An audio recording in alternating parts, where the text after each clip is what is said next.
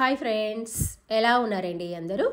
మనం ఈరోజు వీడియోలో బ్లౌజ్ యొక్క బ్యాక్ పార్ట్కి నెక్ డీపు, అదేవిధంగా నెక్ వెడల్పు ఎంత ఎక్కువగా కట్ చేసినా కూడా భుజాలు జారకుండా ఏ విధంగా ఉండాలో, అంటే ఏ విధంగా కట్ చేయాలో మనం ఈ వీడియోలో తెలుసుకుందాము.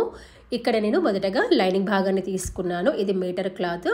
దీన్ని నీళ్ళలో వాష్ చేసి ఐరన్ చేశాను. ఐరన్ చేసి ఈ విధంగా డబుల్ ఫోల్డ్ వేశాను. ఇలా రెండు అంచు భాగాలు కలుసుకునే విధంగా వేయాలి. ఆపోజిట్గా ఉండాలి, క్లోజ్గా ఉంది మన వైపు ఉండాలి. ఇలా ఈ విధంగా డబుల్ ఫోల్డ్ అనేది వేసుకోవాలి. ఇక్కడ మనకి క్లోజ్గా ఉన్న వైపు, అంటే నా వైపు బ్లౌజ్ యొక్క బ్యాక్ పార్ట్ భాగాన్ని కటింగ్ అనేది చేసుకోవాలి. ఇక్కడ మనం కొంచెం నీళ్ళలో వాష్ చేసి ఐరన్ చేసాం కాబట్టి కొంచెం క్లాత్ అనేది ఎగురుదిగురుగా వస్తుంది కదా. మనం లెవెలింగ్ కోసము కింద ఈ విధంగా మార్కింగ్ పెట్టుకొని, మార్కింగ్ పెట్టిన భాగాన్ని కటింగ్ అనేది చేసుకోవాలి. ఇక్కడ ఏంటంటే క్లోజ్గా ఉంది మన వైపు బ్యాక్ పార్ట్ భాగం అనమాట. ఒకవేళ మీరు బ్యాక్ ఓపెన్ కట్ చేయాలనుకుంటే మీరు ఓపెన్ వైపు కూడా మార్కింగ్ పెట్టుకోవచ్చు. ఇది వచ్చేసి బ్యాక్ క్లోజ్, ఇది కాబట్టి క్లోజ్గా ఉన్న వైపు. ఇక్కడ మన బ్యాక్ పార్ట్ లెంత్ అనేది తీసుకోవాలి. మనకి ఇక్కడ లెంత్ అనేది యాక్చువల్ లెంత్ అనేది 14 ఇంచులు. అయితే దీనికంటే 1 ఇంచ్ ఎక్స్ట్రా తీసుకోవాలి. అంటే మనకి కుట్టిన తర్వాత 14 ఇంచులు వస్తుంది. పైన హాఫ్ ఇంచు, కింద హాఫ్ ఇంచు పోతే ఇలా 15 ఇంచులకి మార్కింగ్ అని పెట్టుకోవాలి. మార్కింగ్ పెట్టుకొని ఈ విధంగా మార్కింగ్ పెట్టిన భాగాన్ని కలుపుకోవాలి. ఇప్పుడు మనం వెడల్పు తీసుకోవాలి. పొడవు వచ్చింది కదా, వెడల్పు తీసుకోవాలి. ఇప్పుడు మనం చెస్ట్ యొక్క చుట్టుకొలత తీసుకోవాలి. చెస్ట్ యొక్క చుట్టుకొలత చూసుకున్నట్లయితే 36 ఇంచులు. మనం దీన్ని 4 భాగాలుగా చేయాలి. మీకు ఒకవేళ చేయరాకపోయినట్లయితే టేపు మీద మనకి ఇక్కడ 36 ఇంచులు ఉంటుంది కదా, దీన్ని 4 భాగాలుగా ఫోల్డ్ చేసుకోవాలన్నమాట. ఇక్కడ మీకు చూపిస్తున్నాను చూడండి. 36 ఇంచులు ఈ విధంగా డబల్ ఫోల్డ్ వేసాను, 2 వరుసలు వేసాను. మళ్ళీ దీన్ని తిరిగి 2 వరుసలు వేసుకోవాలి. చూడండి, ఇలా డబల్ ఫోల్డ్ వేసాను కదా, మళ్ళీ తిరిగి డబల్ ఫోల్డ్, అంటే మొత్తం 4 వరుసలు వచ్చిందనమాట. ఇలా వేసుకుంటే ఇక్కడ మనకి ఎంత వచ్చింది, 9 ఇంచులు అనేది వచ్చింది. ఇలా ఈ విధంగా అంటే 36 ఇంచులని 4 భాగాలుగా చేస్తే 9 ఇంచులు, అంటే 9 4 36. ఇలా 9 ఇంచులకి మార్కింగ్ పెట్టుకోవాలి. తర్వాత 2 ఇంచులు అనేది ఖర్చు అనమాట. ఈ ఖర్చు అనేది ఎందుకంటే మనకి ఫ్యూచర్లో టైట్ అయితే కుట్లు విప్పుకోవడానికి క్లాత్ అనేది ఉండాలి కాబట్టి ఎక్స్ట్రా ఖర్చు అనేది తీసుకోవాలి. ఇక్కడ ఎక్స్ట్రా ఖర్చు అనేది మినిమం 1.5 నుంచి 2 ఇంచుల వరకు తీసుకోవచ్చు.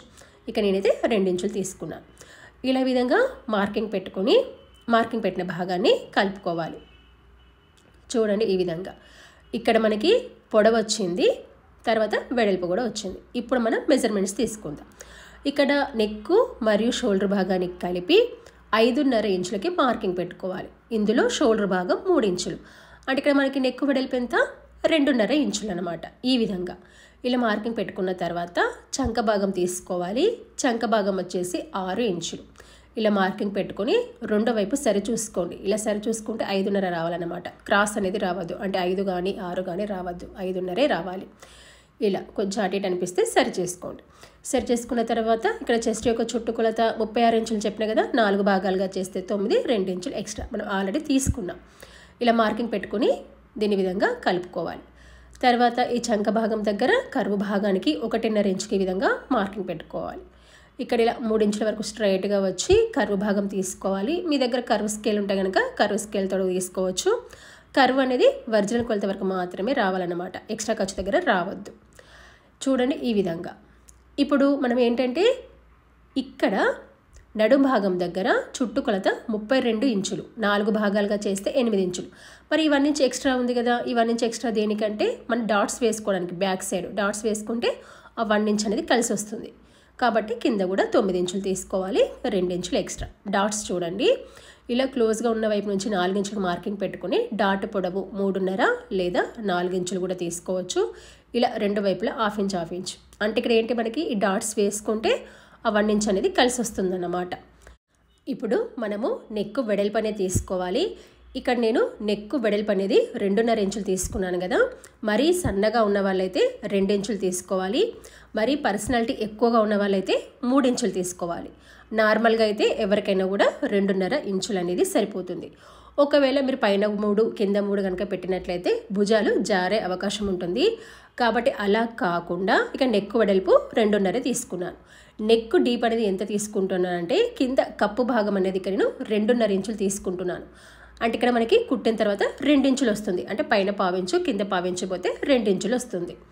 ఇక్కడ కింద వెడల్పు అనేది 3 ఇంచులు తీసుకుంటున్నాను. ఇక్కడ మీరు గమనించండి, పైన 2.5, కింద 3 ఇంచులు. అయితే ఇక్కడ మీకు స్టార్టింగ్లో చెప్పాను కదా, నెక్ వెడల్పు కూడా ఎక్కువ కట్ చేసిన భుజాలు జారకుండా ఏ విధంగా ఉండాలని చెప్పేసి మీకు ఇక్కడ చెప్తున్నాను, జాగ్రత్తగా గమనించండి. ఇక్కడ పైన 2.5 తీసుకున్నాము, కింద 3 ఇంచులు తీసుకున్నాం. ఇక్కడ నెక్ డీప్ అనేది ఎంత అంటే 12.5 ఇంచులు అన్నమాట. ఇక్కడ మనం స్టార్టింగ్ ఒక 2.5 ఇంచుల వరకు స్ట్రైట్గా వచ్చి ఇక్కడ నుంచి మనం కర్వ్ భాగం అనేది తీసుకోవాలి. ఇక్కడ ఈ మధ్యలో అంటే నెక్ డీప్కి మధ్యలో వెడల్పు అనేది ఇక్కడ నేను 4 ఇంచులు తీసుకున్నాను. చూడండి, ఇక్కడ నెక్ డీప్ అని ఇక్కడ 12.5 ఇంచులు తీసుకున్నాను, దీని యొక్క మధ్య భాగంలో 4 ఇంచులు. ఇప్పుడు ఈ 3 మార్క్స్ ఉన్నాయి కదా, 2.5 వరకు స్ట్రైట్గా వచ్చి మధ్యలో 4 ఇంచుల వెడల్పు, కింద 3 ఇంచుల వెడల్పు, ఈ విధంగా మార్కింగ్ పెట్టుకోవాలి. ఇలా మార్కింగ్ పెట్టుకుంటే మీకు నెక్ డీప్ అనేది చాలా ఎక్కువగా ఉంటుంది, నెక్ వెడల్పు కూడా అది చాలా బ్రాడ్గా ఉంటుంది, భుజాలు జారవు. అంటే ఇందులో చిన్న ట్రిక్ ఏంటంటే మీరు స్టార్టింగ్ 2 లేదా 2.5 ఇంచుల వరకు స్ట్రైట్గా వచ్చి అక్కడ కర్వ్ భాగం తీసుకోవాలి. మీరు ఫస్టే 4 ఇంచులు 3 ఇంచులు తీసుకున్నారనుకోండి, భుజాలు జారే అవకాశం ఉంటుంది. కాబట్టి నెక్ వెడల్పు స్టార్టింగ్ 2.5 తీసుకొని కొంతవరకు స్ట్రైట్గా వచ్చి అక్కడ మనం కర్వ్ భాగం తీసుకోవాలన్నమాట. చూసారా, ఈ విధంగా ఇక్కడ వరకు స్ట్రైట్గా వచ్చాం. చూడండి, ఇక్కడ మనకి మధ్యలో ఎంత వెడల్పు ఉందో 4 ఇంచులు ఉంది, కింద 3 ఇంచులు ఉంది. కప్పు భాగం ఎంత ఉంది? 2.5. అంటే నెక్ డీప్ అనేది మనం మామూలుగా 10 ఇంచులే పెట్టుకుంటాము, ఇక్కడ 12.5. అంటే ఇక్కడ మనకి ఏంటంటే కస్టమర్ ఏమని అడిగారంటే, ఈ బ్లౌజ్ ఇచ్చిన కస్టమర్ నెక్ డీప్ ఎక్కువగా ఉండాలి, వెడల్పు కూడా చాలా ఎక్కువగా ఉండాలి, భుజాలు జారద్దు. ఇది వచ్చేసి నార్త్ వాళ్ళది, చాలా బ్రాడ్గా అన్నమాట. ఇక్కడ మీకు కొంచెం లుక్ రావాలంటే ఈ 2 ఇంచుల దగ్గర స్ట్రైట్గా ఉన్న దగ్గర డోరీస్ వేసుకోండి, అది మీ చాయిస్. మీరు డోరీస్ కట్టకపోయినా కూడా భుజాలు జారవు, మరీ నెక్ బ్రాడ్గా ఉన్నప్పుడు కొంచెం డోరీస్ కడితే మాత్రం లుక్ అనేది ఉంటుంది. ఇలా ఈ విధంగా మార్కింగ్ పెట్టుకున్న తర్వాత మార్కింగ్ పెట్టిన భాగాన్ని కట్ చేసుకోవాలి. మీరు ఇదే షేప్ అని కాదు, వేరే షేప్ కూడా తీసుకోవచ్చు. వేరే షేప్ తీసుకొని జస్ట్ ఇక్కడ ట్రిక్ అనేది చెప్పాను కదా, స్టార్టింగ్ ఒక 2 లేదా 2.5 ఇంచులకు స్ట్రైట్గా వచ్చేసి ఆ తర్వాత మీకు నచ్చినట్టుగా ఎంత కర్వ్ తిప్పుకున్నా కూడా ఏమీ కాదనమాట. ఈ విధంగా మార్కింగ్ పెట్టుకొని మార్కింగ్ పెట్టిన భాగాన్ని కటింగ్ అనేది చేసుకోవాలి. ఇక్కడ చూడండి, ఇలా చిన్న డాట్స్ మార్కింగ్ అనమాట మనకి ఏర్పడడానికి.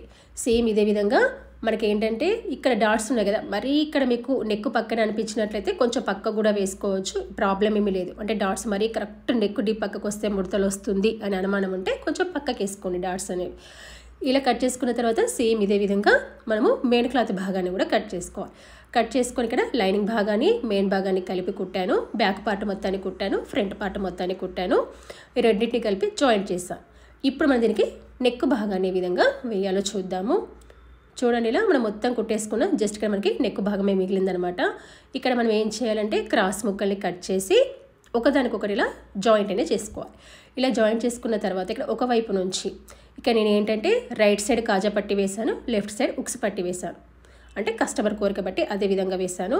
స్టార్టింగ్ మనకి ఎక్స్ట్రా పట్టిని 1/2 ఇంచు లోపలికి ఈ విధంగా ఫోల్డింగ్ చేసుకోవాలి. చూడండి, ఇలా వీడియోలో చూపిస్తున్న విధంగా ఫోల్డింగ్ చేసుకొని కరెక్ట్గా ఒక ఖర్చు లెవెల్లో కుట్టుకుంటూ రావాలన్నమాట. సేమ్ ఒకే ఖర్చులో రావాలి. మీరు క్రాస్ పీస్ని లాగొద్దు, బ్లౌజ్ పీస్ని లాగొద్దు.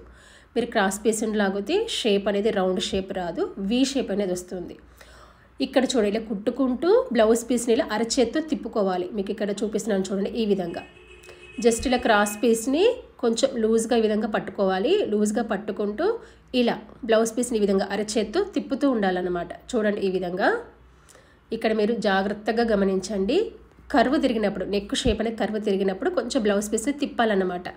కరెక్ట్గా మొత్తం ఒకే ఖర్చులో రావాలి. ఒక చోట ఎక్కువ ఖర్చు, ఒక చోట తక్కువ ఖర్చు వచ్చినా కూడా షేప్ అనేది కరెక్ట్గా రాదు. మీరు ఎప్పుడు మిషన్ని ఆపాలనుకున్నప్పుడు కూడా మనకి నీడిల్ భాగం అనేది కింది వైపు ఉండాలి మిషన్ని ఆపినప్పుడు. అప్పుడు ఏంటంటే షేప్ కూడా షేప్ అవుట్ అవ్వదు, మనకి కుట్టడానికి ఈజీగా ఉంటుంది. ఇక్కడ చూడండి, ఇలా కర్వ్ తిరుగుతుంది కదా, అప్పుడు మనం ఏంటంటే బ్లౌజ్ కొంచెం తిప్పుకోవాలన్నమాట. తిప్పుకుంటూ క్రాస్ పీస్ని కొంచెం లూజ్గా పట్టుకుంటూ ఈ విధంగా కుట్టుకోవాలి. సేమ్ ఇదే విధంగా నెక్ మొత్తం భాగాన్ని కుట్టుకోవాలి. ఇలా రెండో చివరి భాగానికి వచ్చాక ఎక్స్ట్రా పీస్ని 1/2 ఇంచు లోపలికి ఈ విధంగా ఫోల్డ్ చేసుకొని కుట్టాలన్నమాట. ఇలా విధంగా కుట్టిన తర్వాత నెక్ చుట్టూ చిన్న చిన్న కటింగ్స్ అనేవి ఇచ్చుకోవాలి. ఇక్కడ మనకి నెక్ భాగం ఎక్కడైతే కర్వ్ తిరుగుతుందో అక్కడ కంపల్సరీగా చిన్న చిన్న టక్స్ అనేవి ఇవ్వాలి, అంటే చిన్న చిన్న కటింగ్స్ అనేవి ఇవ్వాలి. చూడండి, ఇలా ఈ విధంగా మనం కుట్టాం కదా, ఇక్కడ మనకి నెక్ అనేది కర్వ్ తిరుగుతుంది ఫ్రంట్ పార్ట్ దగ్గర, అక్కడ కంపల్సరీ చిన్న చిన్న కటింగ్స్ అనేవి ఇవ్వాలి. మీరు ఇలా చిన్న చిన్న కట్స్ అనేవి ఇచ్చినప్పుడు మనకి ఈ కుట్టు భాగం అనేది విడిపోవద్దు, కరెక్ట్గా ఎడ్జ్కు రావాలన్నమాట. ఈ విధంగా చూడండి, ఇలా నెక్ చుట్టూ చిన్న చిన్న కటింగ్స్ ఇవ్వాలి. దారపు అంటే కుట్టు మాత్రమే విడిపోవద్దు.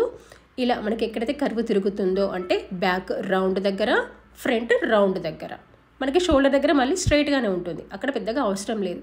కర్వ్ దగ్గర మాత్రం కంపల్సరీ ఇవ్వాలి. ఎందుకంటే మనకు కంపల్సరీ లోపలికి కరెక్ట్గా తిరుగుతుంది అనమాట.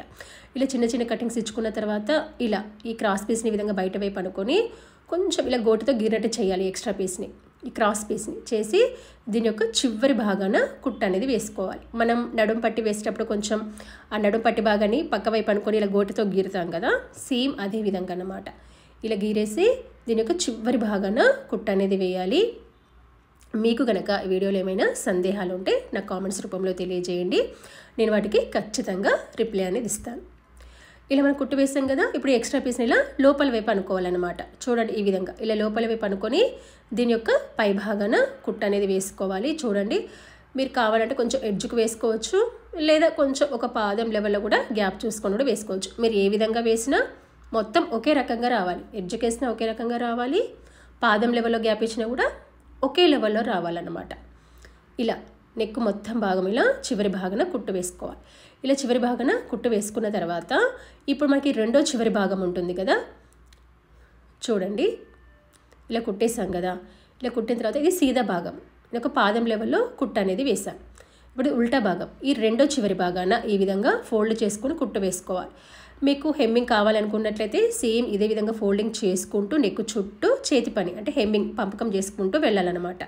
లేదు మనకు అది హెమ్మింగ్ చేయాల్సిన అవసరం లేదు అని అనుకుంటే ఇలా రెండో చివరి భాగాన్ని ఈ విధంగా పట్టి పెట్టుకొని కుట్టుకుంటే సరిపోతుంది. దీనివల్ల మనకి టైం కూడా సేవ్ అవుతుంది, లుక్ కూడా బాగుంటుందన్నమాట. ఇప్పుడు నాకు తెలిసి చాలామంది ఎవరైతే హెమ్మింగ్ అయితే చేయట్లేదు, మీరు పైపిన్ వేసినా నార్మల్గా క్రాస్ ముక్కలతో కొట్టి తిప్పినా కూడా ఇలా రెండో చివరి భాగాన ఒక పాదం లెవెల్లో గ్యాప్ ఇచ్చి ఈ విధంగా నెక్ భాగాన్ని అయితే వేస్తున్నారు. దీనివల్ల మనకి సింపుల్గా అయిపోతుంది, లుక్ కూడా బాగుంటుంది అనమాట. చూడండి ఈ విధంగా చూస్తారు ఇక్కడ మనకి ఒక ప్యాచ్ లాగా కనబడుతుంది. ఇలా ఇలా రెండో చివరి భాగాన్ని ఈ విధంగా ఫోల్డ్ చేసుకుంటూ మొత్తం కుట్టుకుంటూ వెళ్ళాలి. చూసారా, ఇక్కడ చూడండి మనకి పూర్తిగా కుట్టిన తర్వాత నెక్ భాగం అనేది ఏ విధంగా కనబడుతుంది ఇక్కడ మీకు చూపిస్తాను. ఇది మనకి ఉల్టా వైపు చూడండి, మనకి కరెక్ట్గా ప్యాచ్ వేస్తే ఎంత నీట్గా ఉంటుందో సేమ్ అదే విధంగా ఉంది. చూసారా, దీనివల్ల మనకి హెమ్మింగ్ చేయాల్సిన అవసరం కూడా ఉండదు. ఇది సీదా, ఇది ఉల్టా భాగం కదా, మీకు ఇక్కడ సీదా భాగం వైపు చూపిస్తున్నాను చూడండి. ఇది వచ్చేసి ఇక్కడ మనకి సీదా భాగం. చూడండి ఇక్కడ మనకి నెక్ భాగం అనేది ఎంత నీట్గా ఉందో. మీరు కావాలంటే దీనిపైన ఇంకొకసారి ఐరన్ చేసుకోండి. ఒకసారి ఐరన్ చేస్తే ఇంకా లుక్ అనేది చాలా నీట్గా ఉంటుంది. ఇలా ఎంతో ఈజీగా మనము నెక్ డీపుని వెడల్పుని ఎక్కువ కట్ చేసి భుజాలు జారకుండా కట్ చేసి కుట్టుకోవచ్చు. డోరీస్ అనేవి మీ చాయిస్ అనమాట, నెసెసరీ అయితే కాదు. ఇలా ఎంతో ఈజీగా నెక్ భాగాన్ని కట్ చేసి కుట్టుకోవచ్చు. మీకు ఈ వీడియో నచ్చిందని అనుకుంటున్నాను. Thanks for watching.